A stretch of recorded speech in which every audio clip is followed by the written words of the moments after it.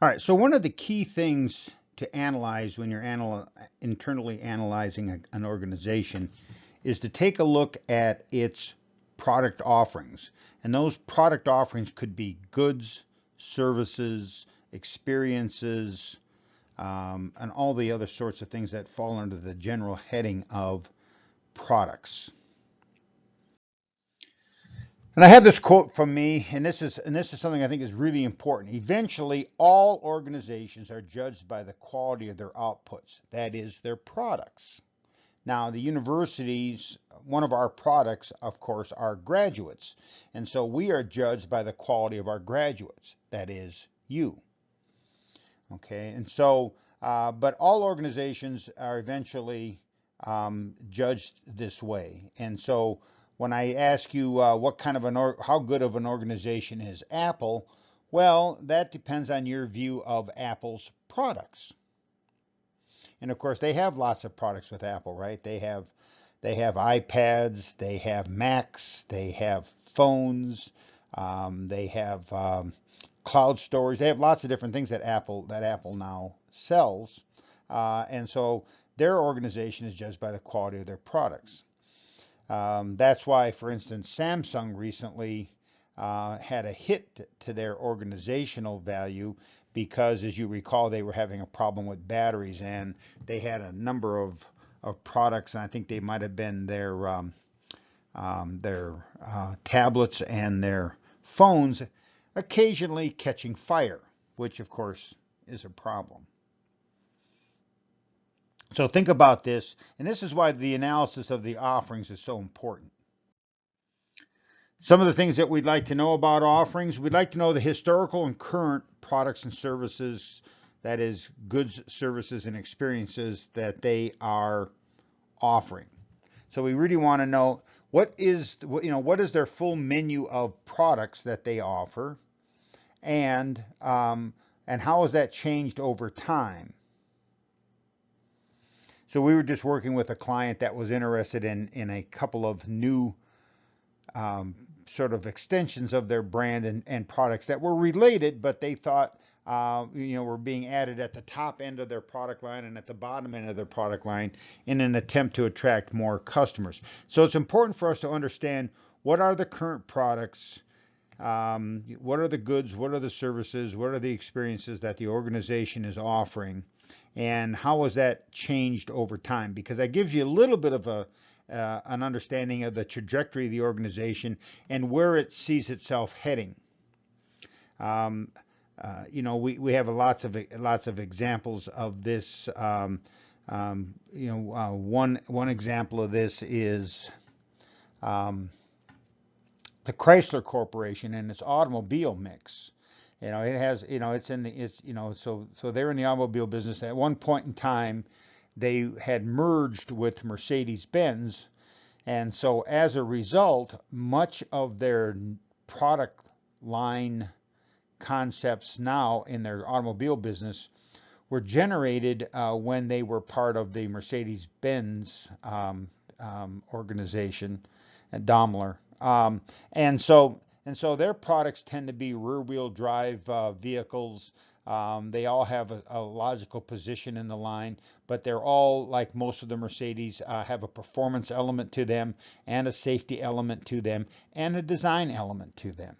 So we want to see what the current products and services are so that we can see whether or not we are comparable to the competition, ahead of the competition, or behind the competition.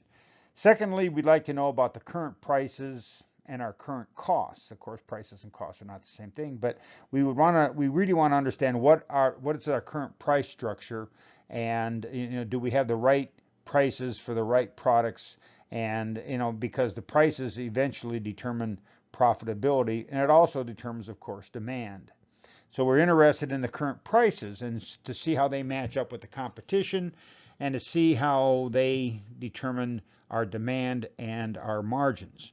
We'd also like to know about the current product distribution. That is, how are we distributing our products?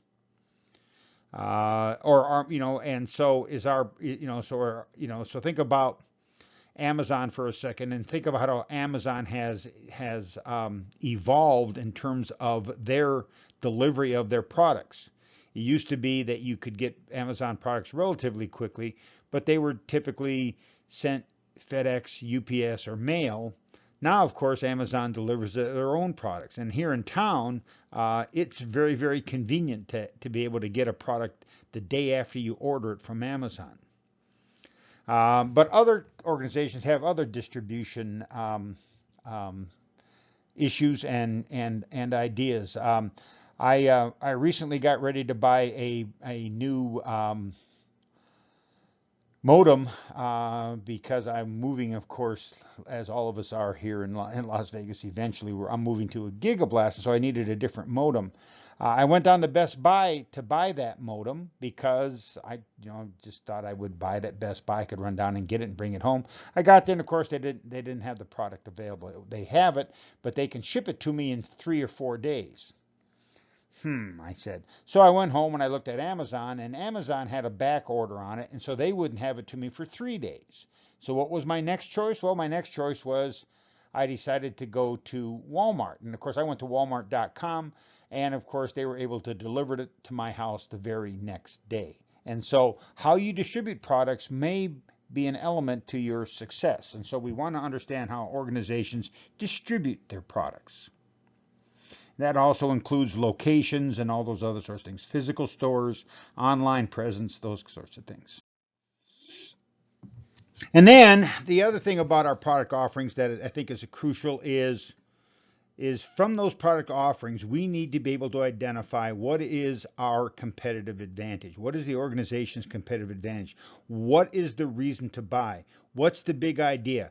What is what we used to refer to as the USP, the unique selling proposition for the product?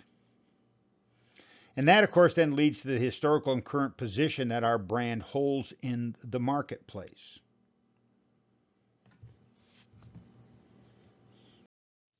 So here are a couple of things to ponder when you think about and you analyze the organization's product offerings and, of course, as a result, sort of what their product strategy is. An example of this, of course, is Ford and Chevrolet. Ford announced about 6 months ago that they were basically getting out of the sedan business. That is, that they were going to focus on SUVs and pickup trucks for their consumer market, and we're going to get out of the small sedans, the Ford Fusions and those sorts of cars, and be truly focused on what is the profitable part of their business. Ford has had difficulty selling automobiles, with the exception of the Ford Mustang and and at one point in time, the Ford Crown Victoria. And so as a result, they have decided, rather than fight, that they are eventually going to phase out their sedan part of their business and focus more and more on the pickup truck and SUV part of their business.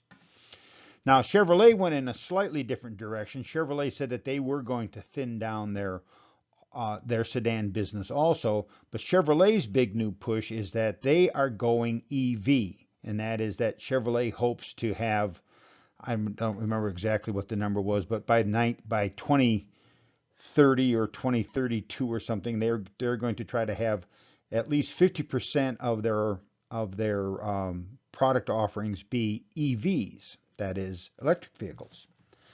And so that's an interesting decision for Chevrolet to have made, both of them making decisions about new product strategies and what their products are going to look like in the future.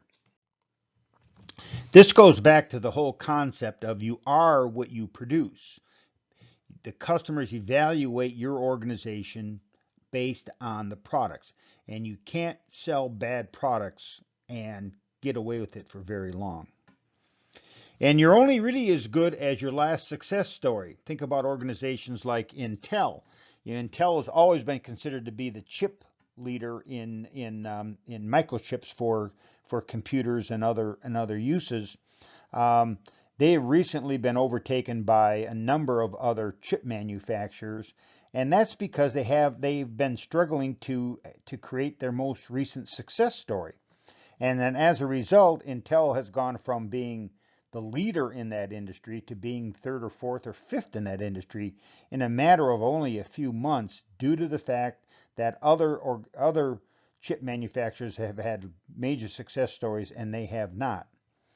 And then last, I want to talk a little bit about the value of a flagship brands and flagship models. Of course, the idea of a flagship brand is it is this notion of a brand that you promote that is your best product in the line.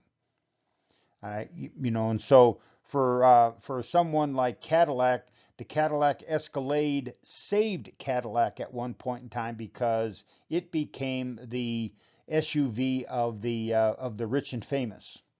That's probably not that anymore. Probably that's the Range Rover is probably that model of SUV now, or perhaps it's the Porsche, or perhaps it's the uh, Mercedes, or perhaps it's the Rolls Royce, or perhaps it's the Bentley, or perhaps it's the Maserati or the Jaguar SUV. But the thing is that it is important to have flagship brands that you can brag about, and that helps customers view your products in your line as higher quality because of the flagship models that you have available.